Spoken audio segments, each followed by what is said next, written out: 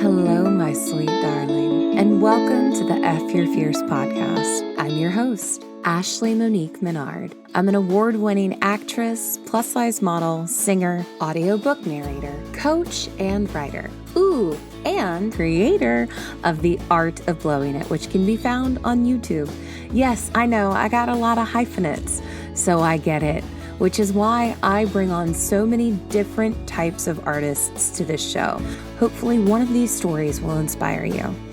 I thank you so much for spending some of your time with me. Let's get it going, y'all. Let's bring it on. Hey there. It's me, Ashley Monique Menard, and I'm so excited for today. We've got two of my favorite people on the podcast, Leyna and Paul and Mr. Paul Siegel. This team, dynamic duo, if you will, are a married couple that is creating such a special experience. They created a musical called Grunge Musical, and let me tell you, it brings you back, baby. It brings you back to the 90s. Paul Siegel is an incredible songwriter and musician, and Leyna and Paul is quite a playwright, and the book is terrific. It's a musical that takes place in the 90s and follows a crew of misfits who are trying to make it to the top, a la Nirvana and the Lilith Fair time. It's such an interesting show. I can't wait for you to check it out, and I can't wait for you to hear for this interview today. So without further ado, let's bring out our guests today. I'm excited. I hope you're excited. Oh my God, but before we do, I have to tell you, this past weekend, we've had an amazing time. I'm sorry, guys. It's been a lot of stuff going on lately. I'm so grateful that you still want to listen to the podcast, so I thank you so much.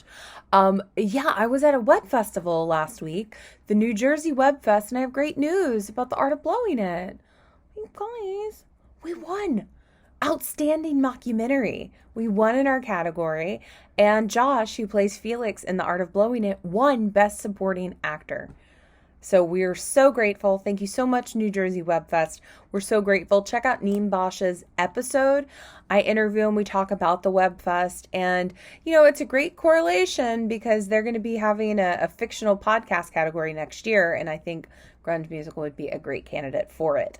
So that happened, as well as the Minnesota Web Fest. We won big over there, too.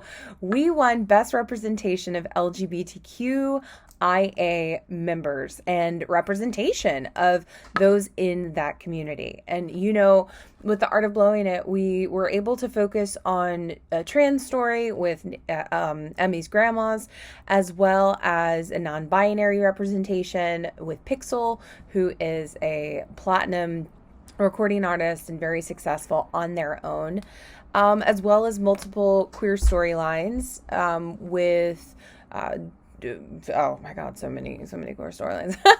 We've got Felix, as well as Mitchell, and more. So I'm just so absolutely grateful. Thank you so much for acknowledging the representation that is in The Art of Blowing It. And thank you, all of you who've watched it. I'm so grateful. So that being said, let's go ahead and go back to the interview. Woohoo! Alrighty, everyone. So I have very exciting news. Today on the podcast, we've got Leyna and Paul, and we've got Paul Siegel. I'm so excited. Let's bring them on out. Welcome. Yay. Ashley Monique Menard. Hey, y'all. I am a new fan. I'm a super mega fan of yours. I swear. I thought I was going to go in a collaboration, and I started to watch your Art of Blowing It and listening to F Your Fears. Things are definitely meant to be. I love that.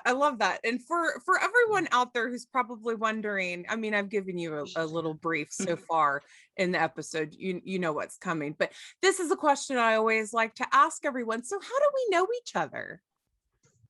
Right. So say hi. I never met you before. They found me on the street and just pulled me in because I like we wanted talking to to do people. a duo. He just says he's here to look pretty. So that's good. So we were putting on a musical, and we thought it would be local, get our feet wet a little bit, have our local theater. We're in the West Coast. Mm-hmm. And then the pandemic hit in March of 2020 when we were going to stage it. Mm-hmm. So this whole thing turned into, audio drama, bringing back, the radio musical drama. And we reached out to Bettina Sky to help us with casting. And she brought us to you. And we were looking for Molly. And we found Molly O'Malley. I love it. I love it. Perfect. It's so perfect. And for everyone out there, Bettina's actually been on the show, so you can listen to her podcast as well. She has done everything from casting, acting. She was coming up in New York in the 80s. She's got some really fun stories and she's a great character. So you can check out that episode. But we're here in the moment now and we're talking to Leyna and we're talking to Paul. Yeah. And so I so rudely didn't ask for you to say hi earlier, Paul. But, you're here. Hi. And you're an amazing musician.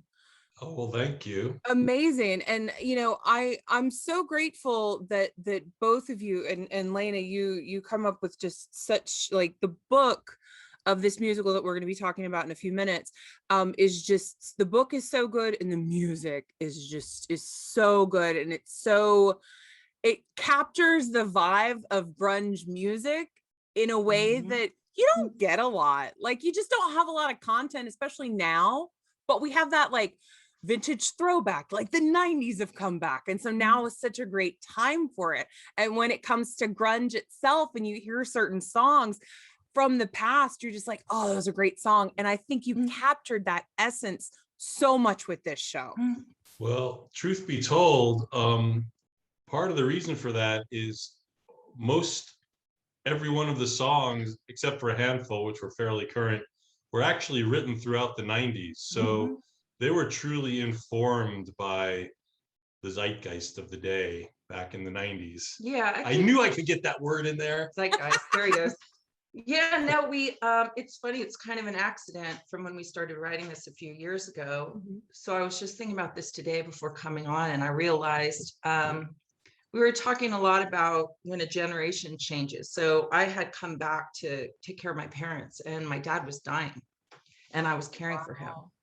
Wow. And I was the hands-on caretaker, and just, Paul has these songs from the 90s that weren't released from this band called Charlie Django, and then other songs he wrote called Warehouse Songs for, they weren't released. So it wasn't an album, but it was just these individual songs. And then I found out that on August 6th in 1991, 30 years ago is one generation.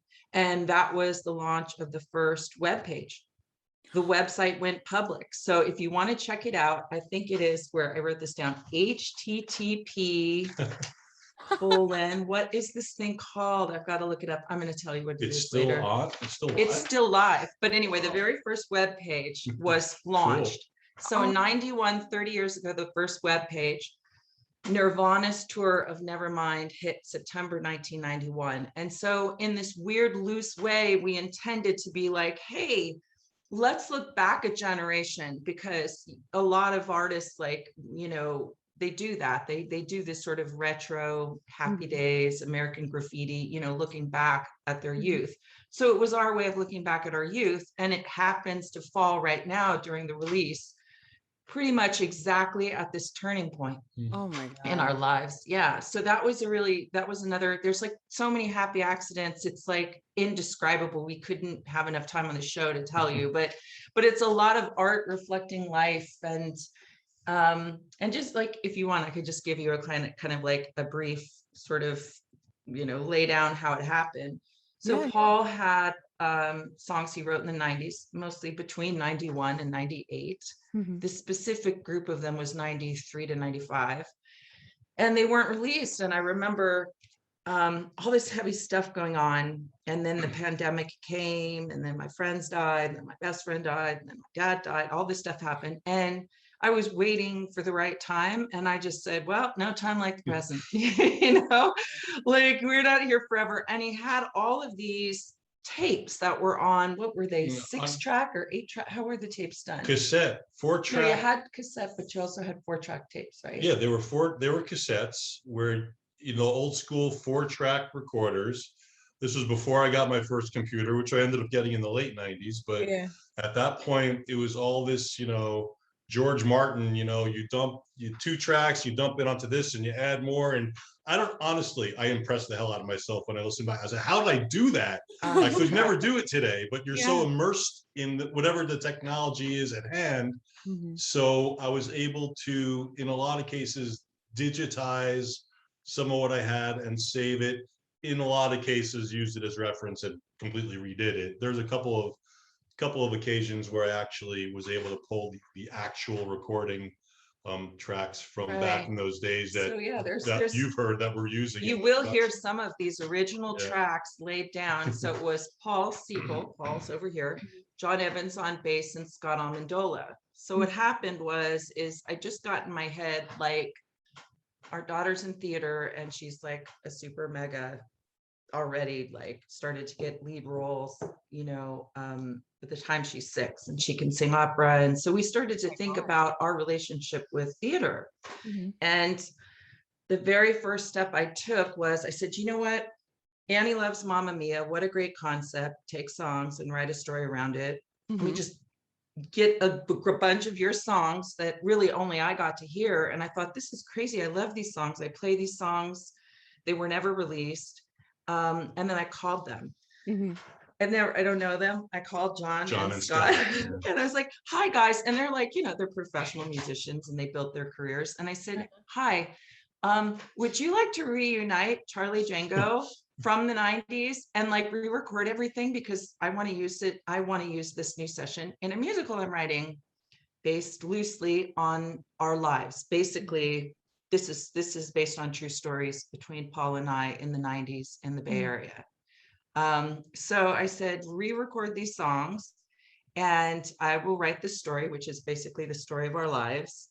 Most of these things are true, and put it to music. And so the way that the songs were able to tie in so well with the story is this was what was happening in our lives while these songs were written. So I just basically spilled the tea.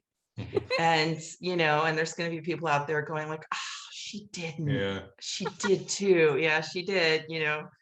And I remember that festival. Yeah, all of it. So a lot of it is true. So I wanted to do something that would come easier than like if I tried to write on like 15th century China or something, you know. So I was able to sort of sit down and do this more easily than I thought I would be able to do, because it was just basically sharing our story, looking back 30 years. And that's how I did it. And then after the fact, I found out how incredibly audacious and difficult and hard, like, you know, you guys, by the time we were casting for you and you're in your, like, the cast is in their closet, in their house, in home studios, like with nobody to talk to, you know, in the ethos, you know, it was the first time, according to our sound engineer, and you could speak to this a little bit, Ashley,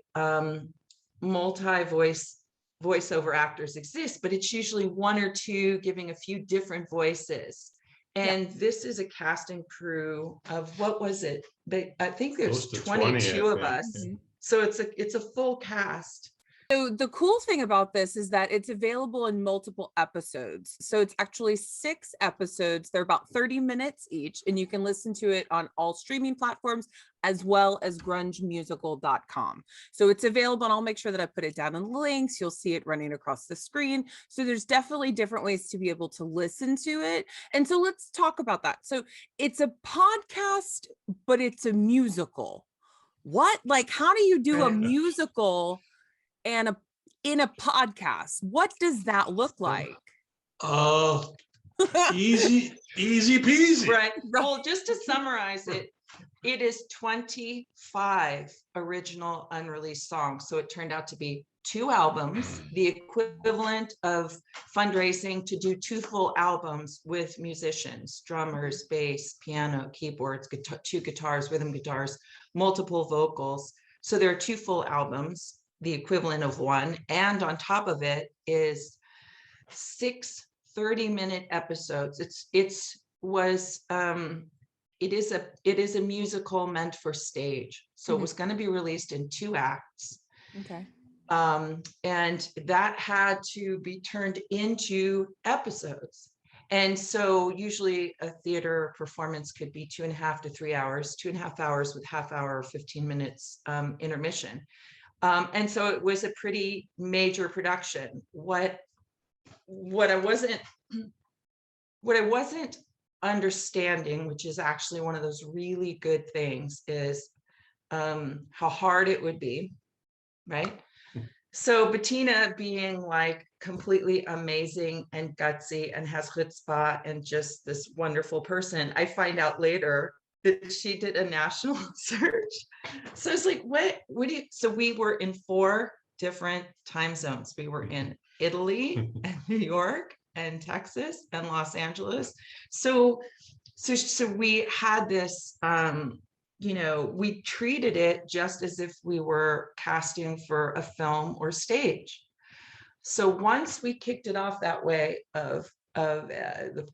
these are professional singers and stage performers, and some of you were voiceovers. Many people were not voiceover actors. And so it created a real additional challenge to try to, where's the person I'm kissing? Where's the person I'm playing off of?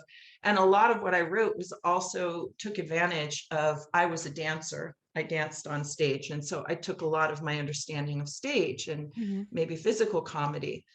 So as we did this, and you'll hear a clip, I mean, maybe it's a good segue pretty soon to listen to a clip of this, but when you listen to this, keep in mind, no one ever met each other. No one was ever in a room together. I had to direct people that I've never met in one session. So we did a Zoom to introduce each other. So one thing we hadn't realized that was really different was having to keep the spirit of connectivity, keep the spirit of a cast, have the feeling without actually being together. And so I honestly feel like when I was reading for everyone, I would like file the way that Jenny, for example, would say something for Lucy, and then I would like try to repeat it, and I am not an actor or voiceover, but I was just trying to do the feeling, like when you would laugh at a certain point and I knew someone had to read the lines without you there, I would remember Ashley laughed and be like, ha, like totally not pulling it off at all, but at least like the vibe was there, or when I was getting all like, it was every moment of what I'm talking about right now was filled with fear. So for me to be with like the opportunity on stage, I had to cast 20 somethings who were local. All of a sudden we got national for any age, for anybody, because it was audio drama. So we have people who are 50, some closer to 60 playing 20, closer to 20s playing like all these different ages. And so it really became the spirit of who as an actor could embody this person. And so we were sort of free to reimagine this experience that would really be based on who we all had this really gut feeling with and this real connection that we could build on. And so then when I had to play you, Ashley, I'm so glad that I did not watch your Art of Blowing It. I was so busy in production. I didn't see your Art of Blowing It series till after I started binge watching it with Schitt's Creek, by the way. Oh you my totally God. hold up against, I mean, serious, high kudos to you and Catherine O'Hara. And I was like, I have a cold, but I'm really happy. But had I done those things, just as a tip about fears, like, I could not have read your lines. I would have just been like, so I just had to just sort of ignore it and just like channel Ashley and what would she do and what would her body language be like. So these were all things that we kind of pioneered, at the same time, of like just crossing each bridge. And then after we look back, we see this like rickety bridge with tiny little things and barely holding on. And we're like, ooh, look at that, what we crossed. So we sort of didn't look until we looked back and realized how intensely precarious it was. It's fascinating, not to get too deep into the weeds, but for anybody who's edited audio or video, or audio in particular, really, the microseconds involved in laying two voices together that have never actually interacted with each other and make it sound natural. Like people, like we discovered things like people tend to kind of talk over the person before they finish. So, you know, we're like squashing all this stuff Dave together. was the one who And mastered. Dave, So we set it up for him, and Dave Smith was our sound designer who polished the whole thing up in that regard. because I want to give him full kudos. He was so like masterful.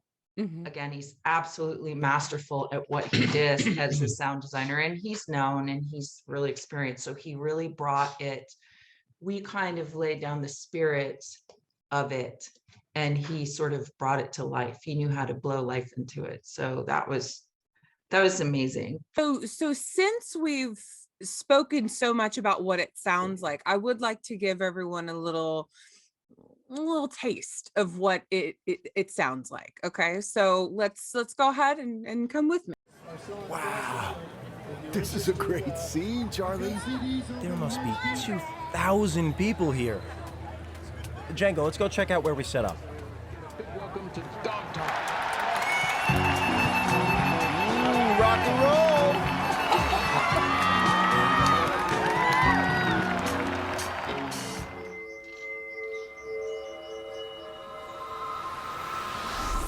I gotta go back to the van. Again? I need my flip-flops. I didn't bring any ceremonial shoes. I can just kick these off and go barefoot once we're there. For what? To be appropriately reverent, of course. Sam, let's go with Howie to the van. I forgot my ceremonial shoes and my birthday suit. Wait, is this a nudist colony? Well, we'll soon find out.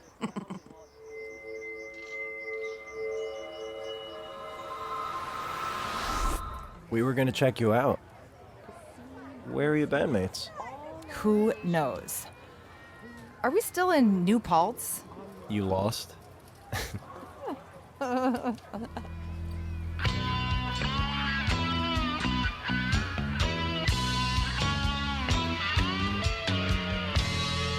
Late in the evening by the campfire. Yeah. That smells fantastic. Man, a buddy of mine came through with some of this stuff a couple weeks ago, and we drove down the Catskills, and I swear we talked to a bear for like an hour and a half.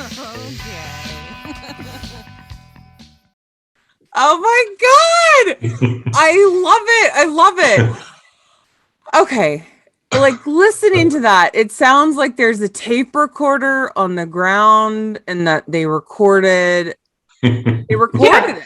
They recorded the festival that you're at. There's kids laughing. There's like someone selling like CDs and people are chatting. And again, it's like, keep in mind when you hear it, nobody, you did not record it with each other. It wasn't you and Elizabeth and Nakia, you know, and to hear the laugh part, like you're really good. Like you're good. And I had to somehow channel that. And I was like, so because when you create that, you can create the sense of like, we're together. So it was just kind of like being a conduit.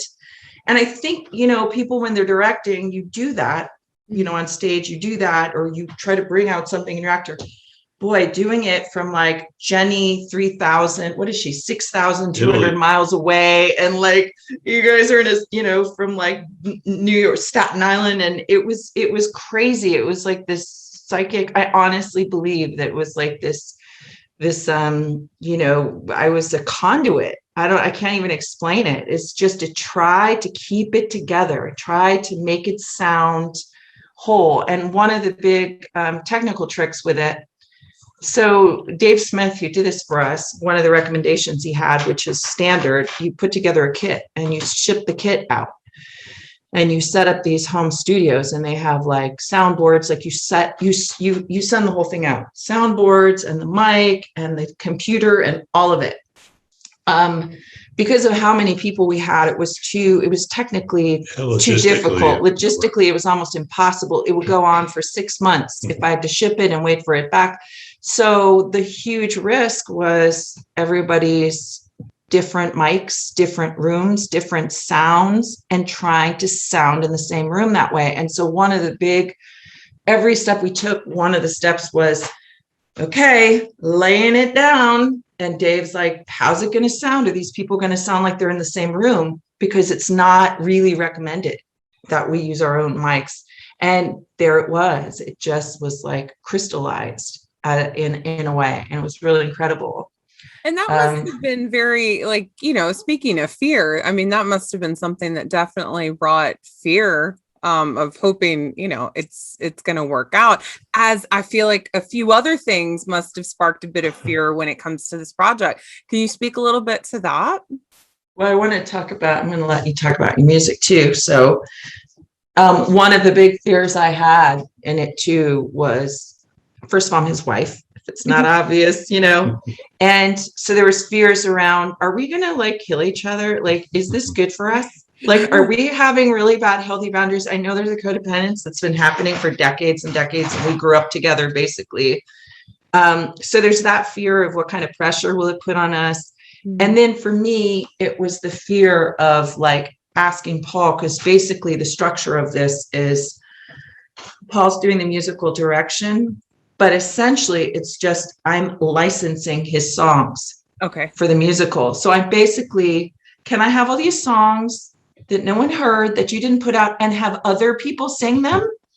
And then I will have the judgment on who to cast, and then just decide, as long as you say it's okay, that this voice, and then give them especially the lead role of Charlie, because Charlie and Lucy are sort of our, what do they call them? Not nom de plume, but you know, like the alter. When I was little, I had a lisp and everyone called me Lucy, you know, and so it was just an accident that he had all these songs about Lucy and he was Charlie or Junior. And so one of the scary things was that's my, when I write of myself in a lot of my songs, I use say Charlie or Junior. And I basically said, can I take these and give your babies to other people and then trust me?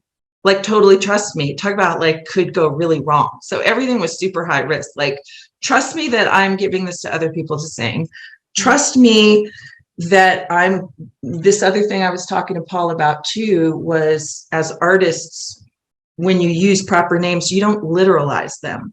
Like Joanna in a song, you don't then make an actual Joanna. But because you do that in musicals, I sort of cheated a lot. I cheated. I took songs that had these real names and I made real people out of them. And I literalized them, and songs that are supposed to allude to things to allow you to fill out the picture yourself.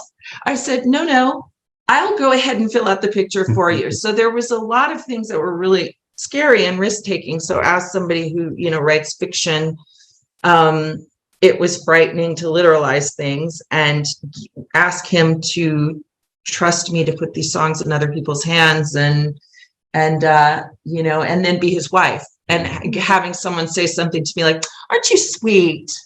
Oh, isn't that cute? You're a playwright now. Isn't that sweet that you did this for him? That was like my terror of what's going to happen. The one place I didn't have fear was trusting the inimitable Leyna D'Ancona. She's pretty brilliant at stuff. You're crazy to trust. I'm like risk. I will go there. I know that. I live vicariously through you in my humble suburban, you know, upbringing. I appreciate that. She helps get me out of my shell. But enough of this stuff. Enough of this. Ashley, I thank you for this opportunity, because oh my God, of course. I don't think there's a better forum that I can imagine for me to speak of what's really at the guts of what we're talking about here. When she mentions these songs that have just been on a shelf and no one's ever heard, it's like, you know, I mean, thank you. I'm a pretty damn good songwriter and musician, and it's like, why are 20 years of songs on a shelf that no one's ever heard? So it's precisely from fear, and, you know, fear of rejection that all artists feel. You know, of course, underpinning all that is one's own story, right? That fear can be really deep seated. And so I'm not going to get into the details of it, but it comes from a real place for me. And, you know, there was wounds and stuff that created an inability to put my life's work out there. So for decades, it's been a long, steady haul. And, you know, I'll throw a video up there, I'll put a song, you know, there was never any, and of course, I come from a time when there was, you know, you'd go into the studio with 2-inch tape. Nothing was digital.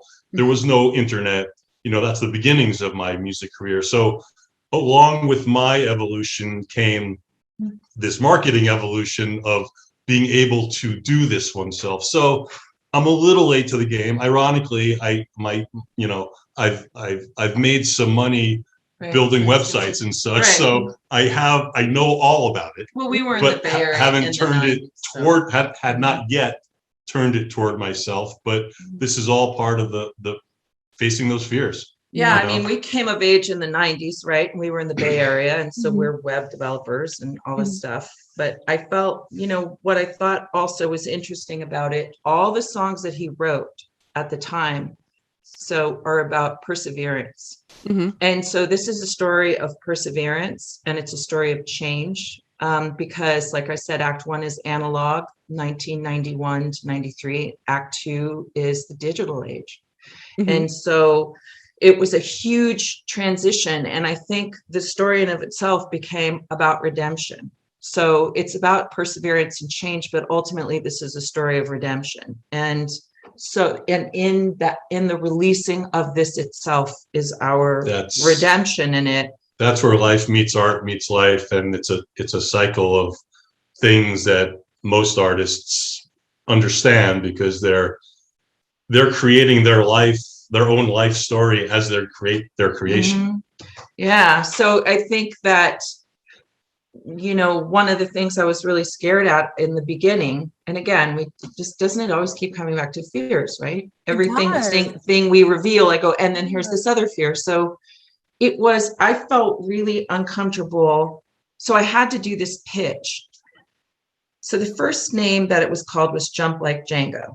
And when I was told that, I was sort of put on the spot in a pitch, and she was, okay, your log line, what's the one line? And it was too complicated, and I was overwhelmed. I couldn't think of the line. And so I realized Grunge Musical, sort of that says it all. Grunge says the time, musicals are really shiny. This isn't really shiny and happy. There's lots of crying. There's lots of laughter. So that just kind of came out, you know, Grunge Musical, to make it, to just simplify it. And then when you're talking about pain from rejection, and you mentioned like Brene Brown, and I remember when I first heard her say that the same part of the brain lights up for physical pain as for rejection. And then I waited for her really good news, and it kind of didn't come. I was like, oh, so how do we solve that? Is there like a mushroom tea? Like, what's involved? You know? And I was like left with that.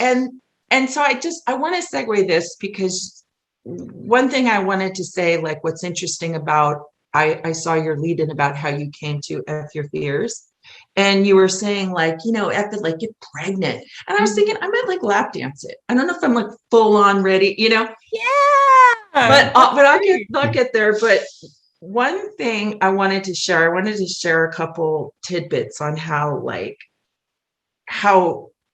there was every single fear I could think of. Fear of being his wife, and aren't I sweet? You know, fear of trying to be a playwright when I'm not. I'm a writer, but I'm not, you know, all these things. My age, you know, am I cool enough? All of it. So there's this friend of ours who came to visit, and she's in the Paralympics right now in Tokyo.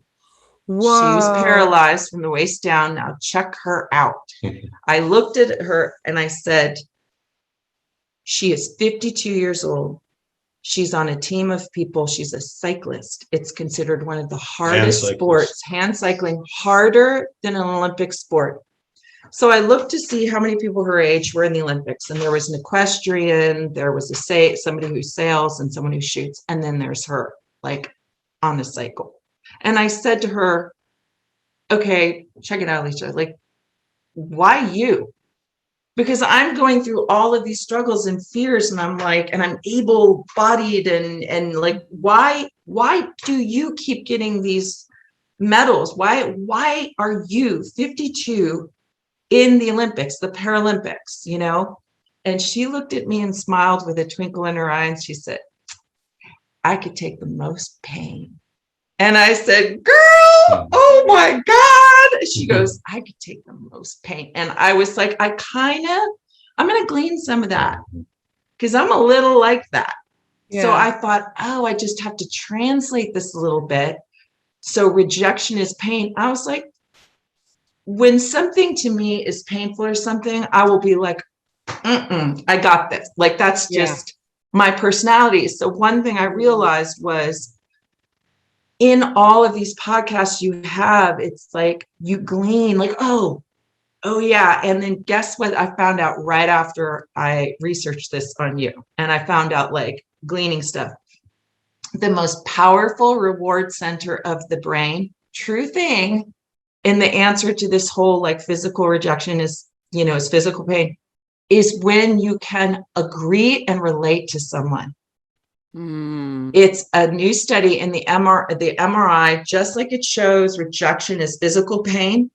When they listen, when we listen to your podcast, and there are moments of relating, like that moment I had with my friend that I never forgot, her little twinkle, and that relatability creates a reward center, and that's what you build on. So actually, what is really foundational to these changes is exactly what you're doing. That is the answer to the fear of rejection, is relatability, talking about these fears, not just the show or whatever. And at that moment of relatability that will come up in different, at a moment for someone in these things, triggers a reward center in the brain.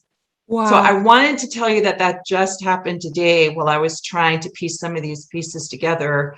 And I Googled something about Brene Brown has to have an answer. I want to quote her and then this came up in a search, so I thought that was really something I wanted to share. Oh my God, I love that. Thank you for sharing that with me. Yeah. And thank you for sharing that with Chris, who's listening out there. Chris, do you know that this is what gives us our power? And so really that's how we actually handle our fears, is waking up the reward center. That is not the reward after we win the prize, because that's hard to control, right? Mm-hmm. Or because you can make someone say nice things to you, you can't control that. So you feel like this reward thing is something that you can't control. And yet it turns out the most powerful reward is in the relatability. Mm-hmm. And that's what you do on your show. It's completely defined in your opening on what you do. Oh, I love that. So thank you for that, Ashley. Oh my God, thank you, Leyna. I have this whole, I know we love you. I love you guys. We do. I'm so happy that you came. And I'm so happy that you're sharing your story and your art, and you're being brave by picking up something that you started and developed a long time ago, and starting in a new phase of doing something new. And for anyone that's like, you're not a writer because you haven't written this. You've written other stuff. Of course you're a writer. Yeah. Like, what? That doesn't even, no. Well, you want to know the big thing? Going into the playwright thing, so because I'm sort of can relate to the most pain. So my approach was, I'm going to do the most terrifying things. I'm going to have his friends that I totally respect. I'm going to take my husband's music, absolutely terrifying things. And I'm going to see if I could get through them, for their rejection or their judgment. And so one of the things that came up was this, how to write a musical book. It's kind of famous. Mm-hmm. And so everywhere I turn, it was just okay, why you? Why this story? Why now? Mm-hmm. Why, all those things that you hear, that you have to literally take that, thank you, it's in the brain, and then don't touch it ever again, but know that it's there, because it will just stop you in your tracks. But that was the very first gatekeeping I had to get through, was why you, why this, why now, in a pandemic where other things are more important than talking about grunge, right? Or other things are more important than our music, or other things.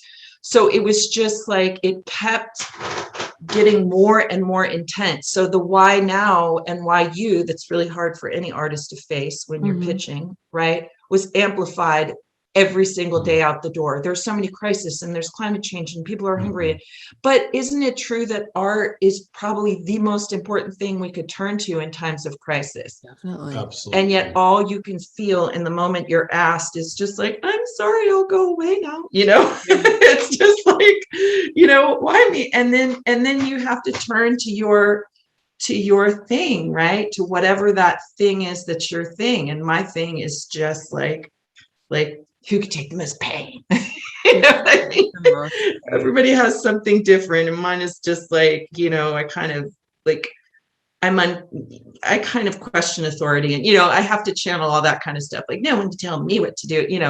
Whatever your thing is, you kind of have to like embrace it. And what have you done to face your fears and all this? Now that I've spilled my guts, you can tell who's the understated one of. Well, I mean, obviously, He's a cool musician, Yeah. That's why he married me, because he's just like, I will have her do all. I will put it out of my brain into hers, and then she will share. I will overshare. For me, it was twofold. One is like knowing, especially with her energy, that this isn't going to be produced and then sit on a shelf somewhere. This is going to see the light of day, and it will. That's uncharted territory to have more than a handful of close friends know what I'm up to. So that stepping out, and I am very reclusive, is a big deal. I've done some other things along the way to help bolster myself, so I'm kind of more prepared to step out. So that's been very conscious. But also, I come from the Neil Young, Paul Simon, aesthetic of, you sing the songs you write, singer-songwriter.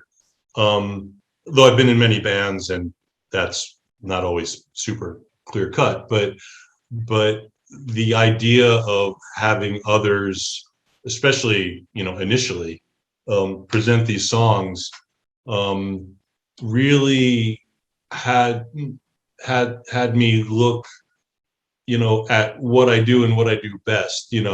I mean, I'm not a great singer, my songwriting is really, the thing I'm most proud of. So it helps me to confront my fear about control issues, right? I mean, a lot of fear is also about control issues, right? It's just whether I do it best or not, it's mine to fuck up. It's mine to mess up or not, So that's a huge fear that needs to be faced. And also, I just wanted to say, just now that I mentioned, Neil Young, I grew up in a house in suburban New York City with, Fiddler on the Roof and Man of La Mancha, the background music, West Side Story. So the idea of theater and musicals actually preceded my daughter coming out at the age of 2, loving 30s music. Really I don't know where that came from, but so it was very much in my DNA. So as I became older and said, I'm in my 50s, I'm not looking to tour. I'm not looking to, that whole aesthetic of being a rock musician is completely incompatible with my life or my interests. How do I redefine myself? And it wasn't a stretch. It's this is a huge part of who I am. So when we collaborated on the musical idea, it just made sense, and I could see how these songs could, in a very modern, kind of way, be presented as a musical. Right. Well, that was genre. One of the things that was difficult. I mean, one thing we had to put a boundary around was he didn't collaborate on any of the writing. And I didn't collaborate on any of the lyrics. We had to have a real wall around it because of how close we are and everything.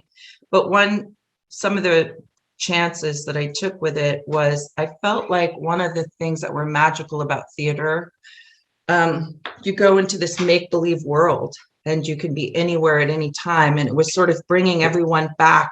It was me wanting to release the songs, not where he was at now, which would be a different production of it. I wanted to show how timeless really songwriting is a craft that you can work exhaustively on, not just spit out, hooks and lyrics, but really exhaustively. And there's like stacks of notebooks.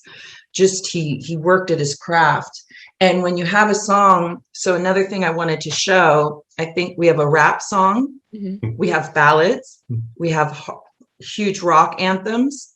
There's been so many different. Your song is like straight up trippy, jazz, man. I love what you did with it. It's so sultry. Man. It's like Kate Bush or something, So it's to show that a good song could be produced in a lot of different kinds of ways. So even though it's grunge and people are going to think it's all grunge, I think one of the surprises is going to be that in that time, we listened to all kinds of music then. And that grunge was actually, a joke. I mean, the person who made it up was supposed to, it's like a New York Times interview. There's some story behind it and made up this word and then it stuck.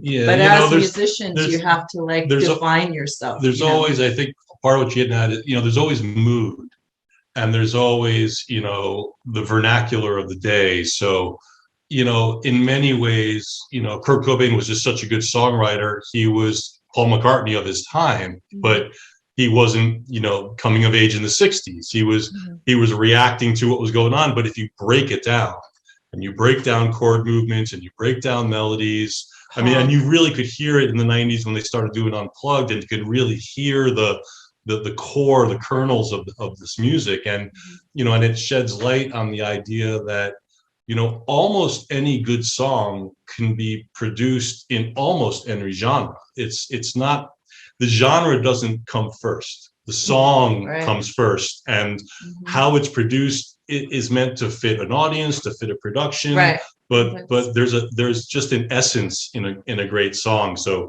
all the great songers from Irving Berlin to McCartney to Kurt Cobain, they're all working with the same palette. So that's part of what the theme is this dilemma between being an artist and being a self-promoter, for example. So I think the other thing I want to say about it is, so some of these songs are done as the original. And so when Jon and Scott and Paul got back together, it was like, do, bass riffs and, grunge, go back in time and just do this new recording like that. And that probably isn't how it would be typically Paul would release as one of the songs. And the other thing is just the dilemma of all of us. What's your comparable? Who are you like? And so it's this dilemma, and not everyone, like we know Kurt's story about it, it's not everyone is meant or in a position where they can be self-advocates or they'll ever be comfortable giving. So there's an antagonist protagonist story about the dynamic between the artist and the industry.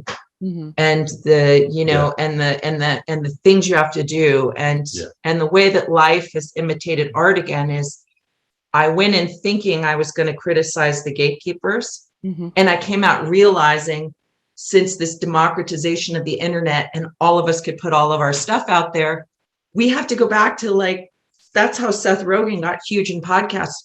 We pick our gatekeepers now. So that's much more advanced than it was. Joe Rogan. You could tell that I don't listen. I'm sorry, Joe. I know you're big. Bernie, I saw the Bernie one. That's it. But you gave Seth Rogen so many points. Everybody loves Seth Rogen. Well, it's because, it's true too. So it's so we have our gatekeepers again. But the difference is that, we'll pick your podcast. You're our gatekeeper in a sense of saying, hey, I found these people and sharing these people. And so it's just, in the end, it didn't end how I thought it would, about a simple protagonist, antagonist of the artist who wants their own voice with, If I may, that's what I look for in a great piece of art, is not to come out of it with an answered question, but to come out of it understanding the other side of something a little bit different, so that it might tweak how you think about something. That's where the growth happens. That's the purpose of art. So, I mean, your story is very much about this conflict that an artist feels between their own, art and the commerce side of it. And how do you balance that? And like you said, I came away from it too that way. I came away like, oh, I have a better, the Doc character, who is the band manager in this piece, seems all the way through like a bit of a butthead. And by the time you're done with the story, Oh, don't tell. It's spoiler alert. We're not. You gonna might have feel alert. differently. Yeah. Spoiler alert. But I wanted to leave it at them thinking he's the antagonist through the whole thing. But what was you cut that out. unexpected. I'll cut that. But what a good segue is to show the other thing I forgot about, Ashley, that we just take for granted.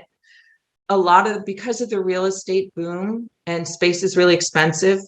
All I did every single night, both in New York City when I lived in New York in the 80s and in San Francisco in the 90s, we just went to roadhouses every single night.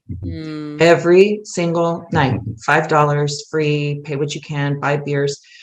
So I didn't realize until I listened to what Dave did.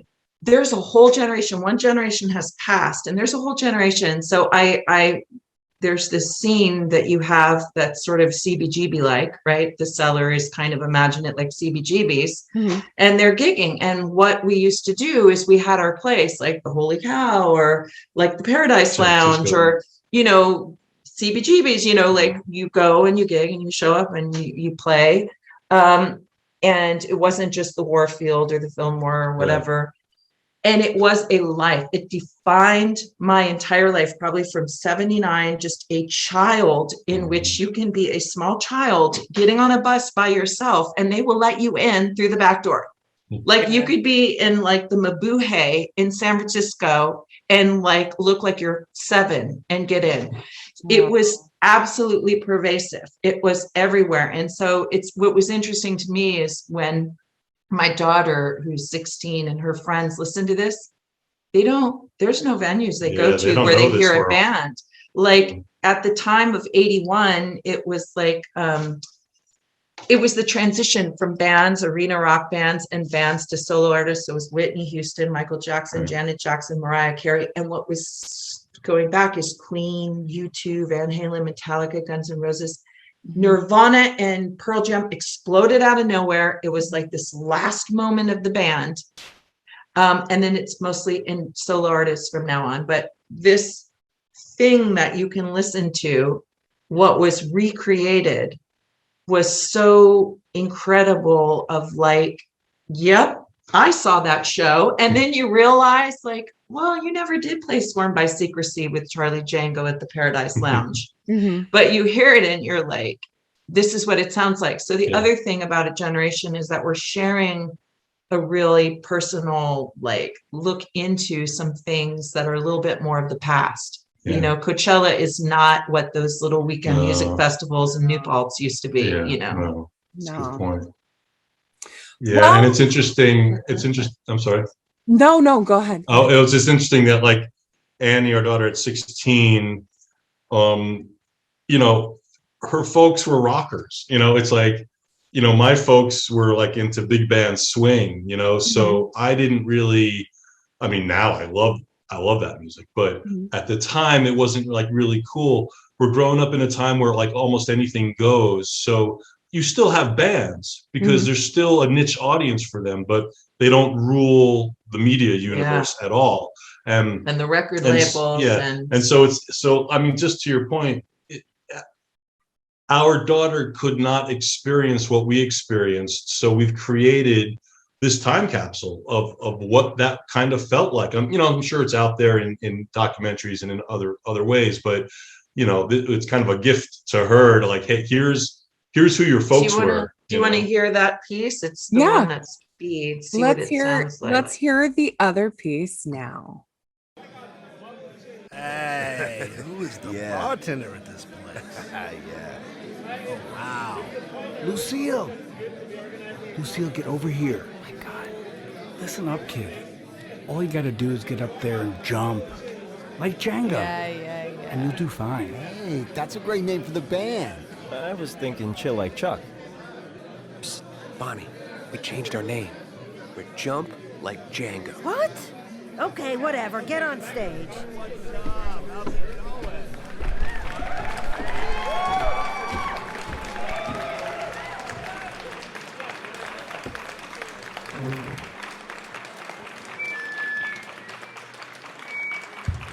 Thank you for coming out tonight. Little business to take care of first. If your vehicle is parked in front of the dumpster, you'll get the boot. And if you come in here sneaking your own fifth, you will get the boot. Hey, Bonnie, lay off the boot tonight. Hey, I see you. You want to get the boot in that outfit? It's cold out. We got a nice sweaty mosh pit for you to warm up in. So, are you ready to jump?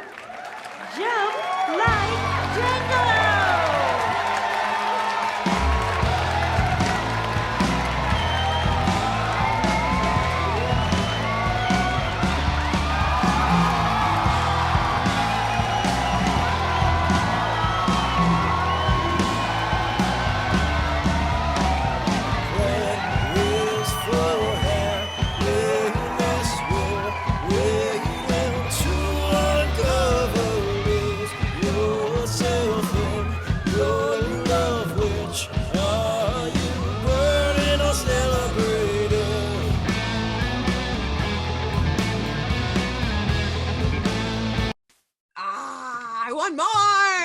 And I know you do out there too. So there's like body surfing happening. There's mosh. There's screaming. Yeah. It's like really like. One of the fun things about producing the music, and I'm much more of a musician than a producer, is there's a lot of license to keep it loose. Live, like right? That production. It doesn't sound like a tight studio recording. It sounds like a live production. Yeah. And so it works really well. So and obviously that happens throughout the show, that a lot of it is meant to be live, as So if it's not there's tight, it's a musical, right? So that was there's really a looseness fun. there. Yeah, that was fun that Paul came out of saying, I'm not gonna do what you do in the studio, which makes it so tight and perfect and keep that sense of theater. And then you know what? John Broder, who plays Boomer, he put it like this, when trying to like set expectations, I guess.